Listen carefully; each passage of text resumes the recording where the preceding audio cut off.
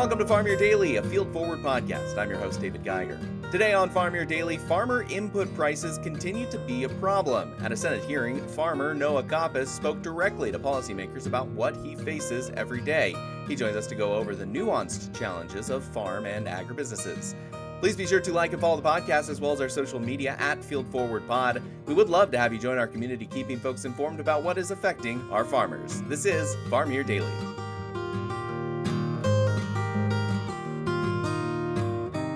And joining us on Farm Here Daily, we have an East Central Iowa farmer with us, Noah Coppess. He is over there in Eastern Central Cedar County, and he was recently over in Washington, D.C. He was at a Senate Judiciary Committee talking about some of the challenges farmers are facing right now. So, Noah, thank you so much for joining us on Farm Here Daily. And first off, before we get into some of the Senate stuff, I wanted to just talk about what's going on the farm. We are nearing the end of harvest for most folks. Are you guys done harvesting yet? We are. We finished up last Monday. Congratulations. That is fantastic. Thanks. Was it a good season for you? Yeah, it was good. The weather was phenomenal. It was dry. We could just go. I think at one point we harvested like 37 days straight or something. Oh, wow. Rotated the help around pretty good, but it's a grind. We sailed through it. Corn yields were a little disappointing, but still sufficient. Bean yields were a little better than expected, so that was good. Yeah, I've been hearing that as a pretty common topic, especially with corn. Just a couple factors this year with some disease pressure that we normally don't get. So, speaking of difficulties this year, there is a side that's more on the financial end of it, and that is input costs. And those have been steadily rising and causing really difficulties for Iowa farmers across the country, really. And that was a big part of why you were over in Washington, D.C. the other week. And first off, can you just tell me about the hearing that you went to? It is a hearing at the Senate Judiciary Committee. Chairman, our Iowa Senator Chuck Grassley. Chairman Grassley was there talking to you guys along with other senators. What was the primary focus from your perspective? Yeah, so Senator Grassley's the chair, like you said, and Senator Durbin from Illinois is the ranking member. So a couple of Midwestern passionate about agriculture fellas there. The hearing was regarding monopolies and antitrust issues brewing in the fertilizer and seed industries. And so the topic at hand was we're down to something like 4 fertilizer manufacturers in the world. Different numbers in different segments of that fertilizer business, and then a huge part of the corn crop comes from a couple seed parent companies. And so the discussion, the struggle was around the pricing situation, the increased input costs year after year, even with some pretty stagnant and declining farm markets here. Right, because it's not like input prices stay the same, and so you can work around on whatever profit margins you can make depending on the rising and lowering of grain. It kind of shifts and moves alongside that price, depending on whether times are good or bad. Yeah, so there was an economist on the panel of witnesses that spoke real heavily to that and the saturation in the market and how the prices have followed upwards as we were pretty profitable a few years ago, and then they've just held them at an elevated price since then. And if you go back and dig into the history, there's been a lot of how would we say that profit capture as the grain markets got stronger. So we're struggling with price transparency in the fertilizer business specifically, and understanding why that price moves and giving ourselves options to manage that risk. And that can really affect a lot of folks, very well established farmers to new farmers in particular. I know some farmers who have had to just they got too frustrated because they would get quoted a number for some input prices, and then their friend down the road would get a quote 10% cheaper, and there was no rhyme or reason. There was no change that they could tell, and they just didn't have the profit margins to deal with that level of shift. What is that an aspect of what you're talking about?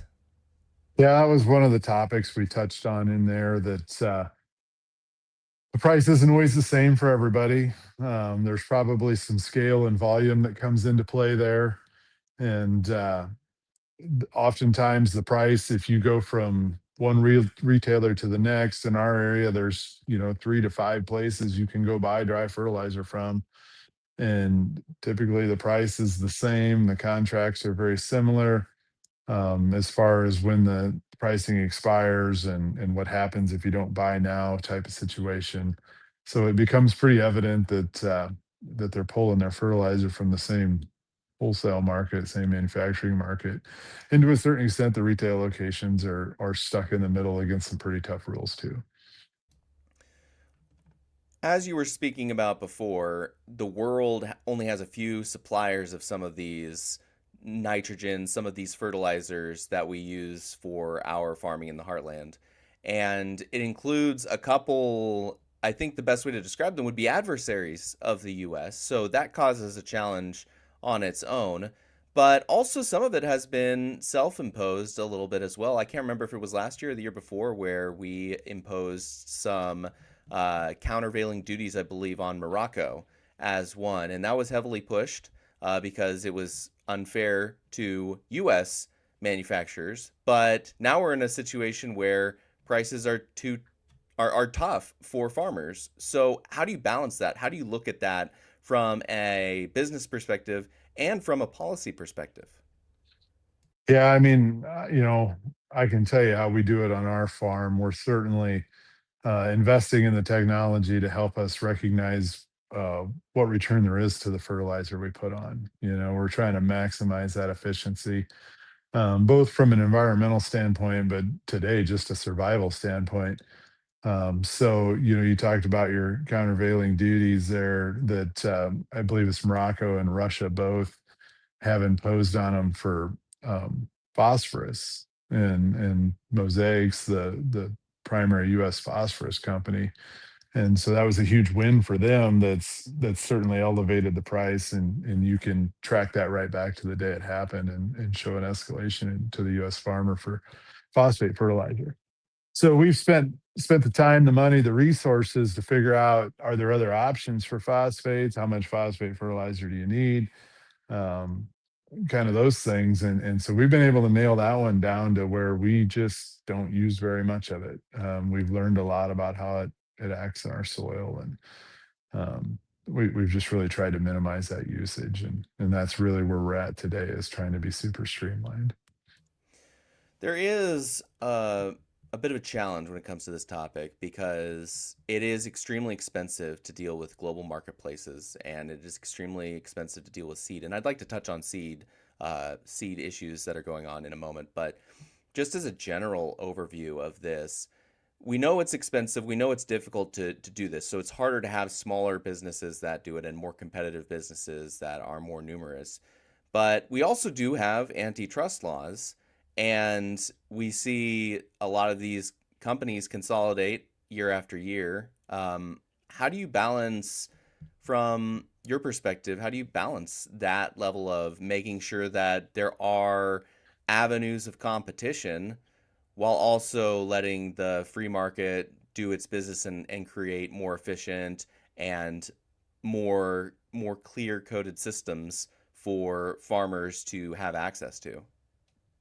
Well, that's a tough question. And I'm not an economist. I'm not a math major or whatever to know where that tipping point for monopolies and things exists. Uh, Diana Diane spoke to that as a witness in the panel. That's her wheelhouse, and she has some very compelling information. So I would trust her testimony, as far as the numbers and what constitutes a monopoly. And I think we're there from what I understood from her. And so I think we need to lean on our senators and our representatives a little bit to help us out if that's where we're at. If we've got some food safety issues, some things like that, that we've got a lot of cards in a few people's hands. I think that exposes a lot of risk outside of, yeah, our pricing is definitely a challenge, but there's a bigger picture there too. So, I mean, part of it is just leaning on our Congress to do something about it, right? So we need to tell our story on our farm about the challenges we're having. I mean, when I go to buy fertilizer, it's a pretty uncomfortable experience. And I don't know a lot else to do. Minimize, maximize the efficiency of it, minimize the usage, to try and bear through the costs. I don't know if I'm getting quite to the answer you're looking for, or of the question, but there's really not a clear way there other than to just ask the questions. And we're at the mercy of our Congress to implement laws or to hold accountable the laws that exist to a certain extent. Right. And I asked that question knowing there probably isn't a singular answer or even a clear answer when it comes to it. I think it's good to just talk to folks about it and how they see it, how they feel about it, and then, as you said, talk to folks who have the ability to make policy and maintain policy and hold them accountable as we do move forward because we are facing considerable consolidation within the agricultural system. And while that is good for having cheaper and better systems potentially, there comes a point in which it also starts to go on the back foot and creates a system where you only can go to that group. So that is a very difficult thing for people smarter than me to look at. But I think too on this topic, since this also covered seed, that's another area to talk about this because I think of hybrids and GMO products, and all of those are extremely expensive to make. There's a lot of oversight, effort, and funding that's necessary for even just one of those. And it can take many years, takes many crops to produce some of those for folks, and then also to produce enough for people to sell. So how do you approach that one when you have all that brain power essentially behind just a couple Mm. companies? Yeah, so I think there's your good discussion point. I mean, macro fertilizers, phosphorus, potassium, nitrogen. There's not a lot of rocket science behind that, right? It's a mineral mined out of the earth, or manufactured, and so we probably don't have a lot of need for super advanced technology there in that field. But when you Right, you're flip not going to over to, give everyone a diamond pick out of nowhere. You're like chain like enamel gold yeah, into the and machines, right? I can't really change potassium or phosphorus as a key element for my crop. It, to a certain extent, it is what it is, and so let's go, have access to the supplies that are available at a fair price. But when you talk about genetics and trait technologies and things like that in the seed world, that's a whole different ballgame, right? That is a place where technology wins the day. And so, yeah, our companies do need to have a financial base to have the equipment, the people, the knowledge to develop that, and I'm totally support that. What makes me nervous is, when they start talking about how we're taking some patents and making minor adjustments on them and then locking them up for another 20 years, so that really limits the access to other people. I think that's a play out of the pharmaceutical world, is what I come to understand. That some of that starts to look like greed more than, advancement of technology. So then, I don't know exactly what the give and take or the balance there is, but the risk is, if you've got two companies that are holding all the cards, what happens if one of those companies falls into financial distress? Or what happens if a foreign country targets one of those companies with some sort of event? Does that put our food safety at risk? I don't know. So it's more than just a marketplace thing. We work in the non-GMO world, when we can, or specialty crops to add value to our farm. And that's a really slow developed, market when it comes to seed. They're really slow to come to the table with new products because it's not a huge, um, portion of anybody's portfolio, right? So if you've got a couple companies that are doing all the macro stuff, all the GMO products, and you got the rest of the companies just fighting to stay alive. Where's the development in those areas, and is our consumer trend is more to non-GMOs and things like that, whether you believe that's good or bad, it's somewhat irrelevant. We need to have some current technology to work in that space if that's what our consumer wants. So I've got some frustrations there that I feel like a few more competitive players at the table might help advance some of those things. Was that discussed at all? Ways to allow for more competition? Do you feel, or did folks at the hearing feel that there was an effort to make it so it was significantly harder for competitors to come onto the scene? Yeah, so um, the context of the hearing is a little different than you might think it is. It's not for, say, a back and forth discussion or negotiation, right? So the senators all have questions they want to ask, and oftentimes they're trying to drive home a point that's specific to their state. And then they'll ask you questions that fit into maybe what their goal is with their line of words. So you don't often get a chance to just come right out and say, well, what about this idea or what about that idea? That's not really how the meeting goes or the hearing goes. Um, which unfortunately I think we could cover a lot of ground if we could just have a discussion back and forth. But unfortunately that's not the format. So the best we could do in that situation was to tell our experience on our farm. When the questions were asked, I would try and shift that to, this is what it looks like on my farm. This is what a lack of fertilizer options looks like when I go to buy fertilizer, and try and paint that picture for them that hopefully then they can see the value in moving forward with it.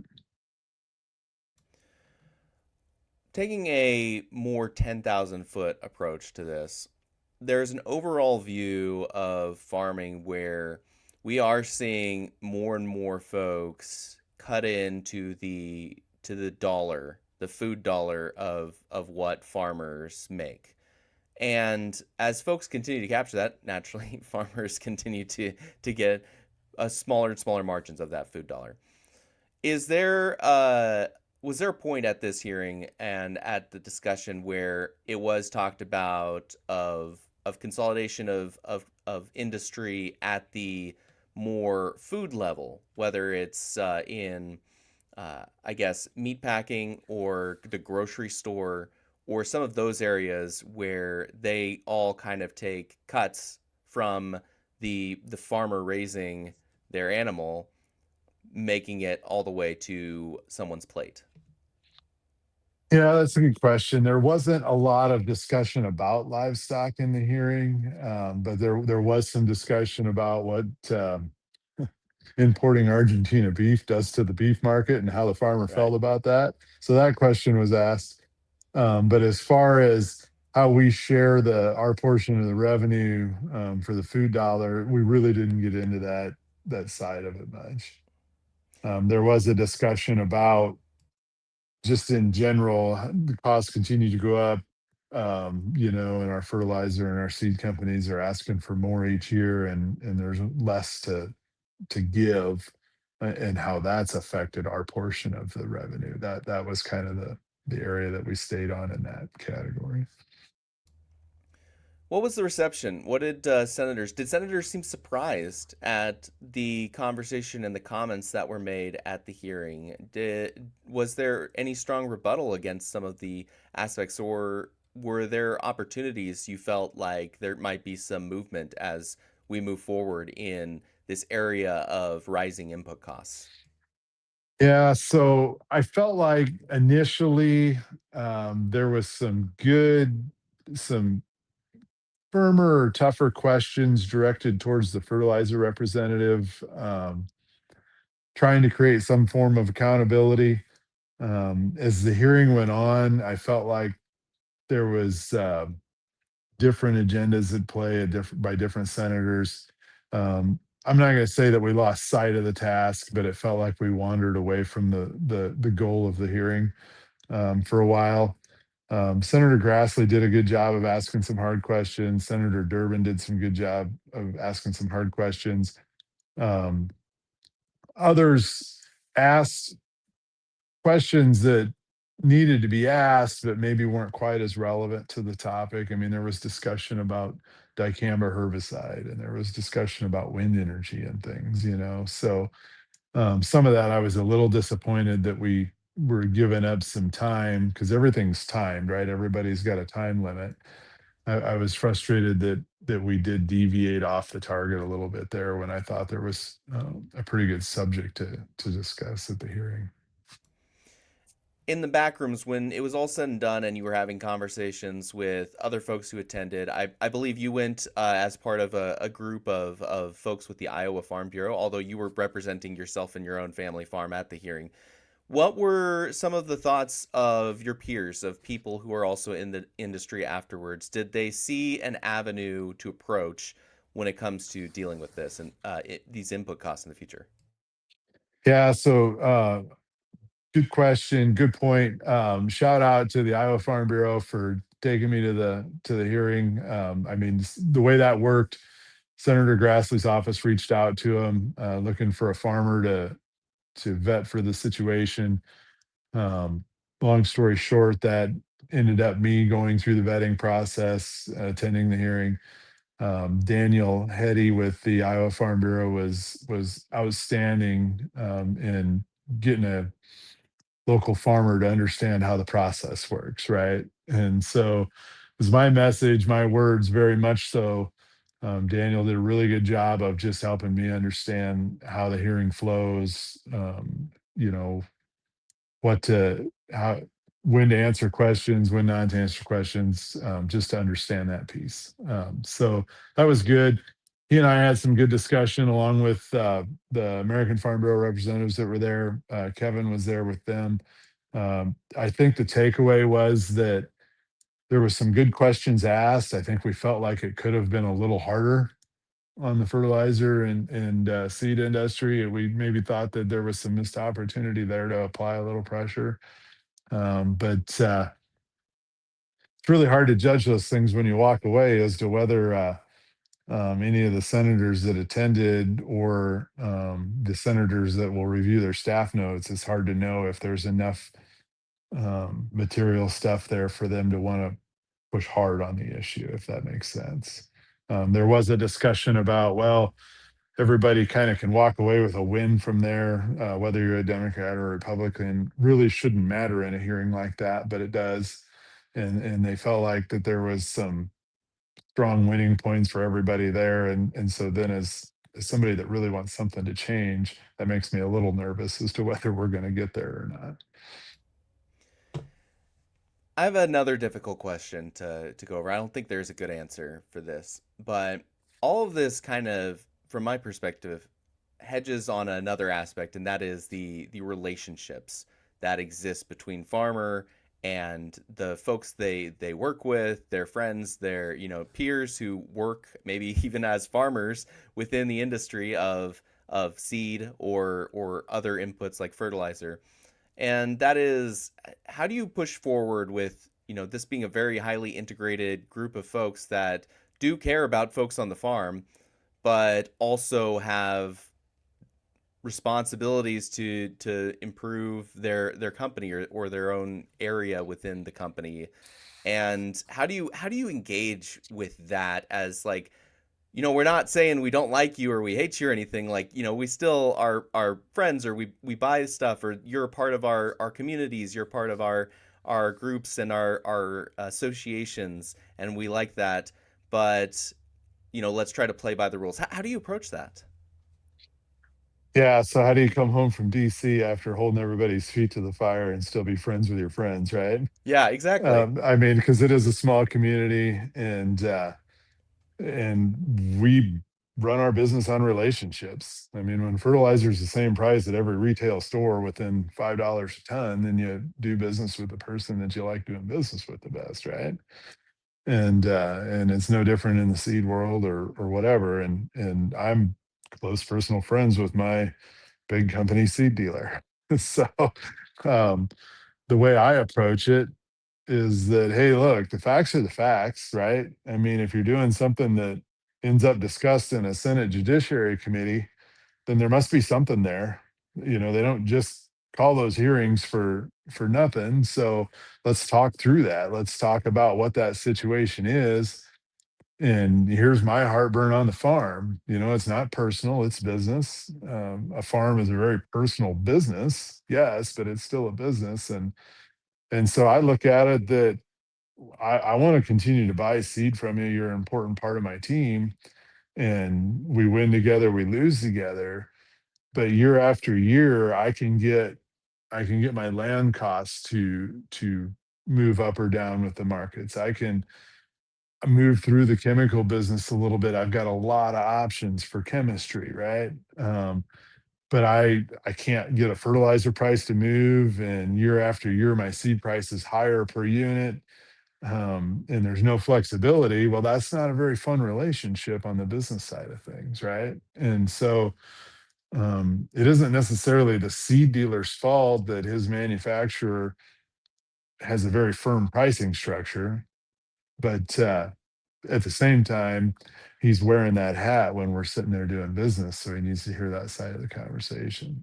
And it's just finding a respectful way to do it, right? I mean, check your emotions at the door and recognize that we can still be friends when we walk away from this. I appreciate the thoughtfulness of that answer, and I appreciate your role there at the hearing as well. Noah Coppess is a farmer over in East Central Iowa, Coppess Family Farms. He was recently at a hearing at the Senate Judiciary Committee talking about some of the difficulties farmers are facing today. Noah, thank you so much for joining us today on Farm Here Daily. Yeah, thanks for having me, and thanks for doing the work you do. We need to tell that story out in agriculture for sure. This is Farm Your Daily, a Field Forward podcast. Thank you for listening. Again, in order to continue to produce this type of local content, we would love to have you join our community. So please follow the podcast as well as our social media channels at Field Forward Pod. You can also find me on social media at Geiger Reports. Again, I am your host, David Geiger, and I'll be back again tomorrow, everybody.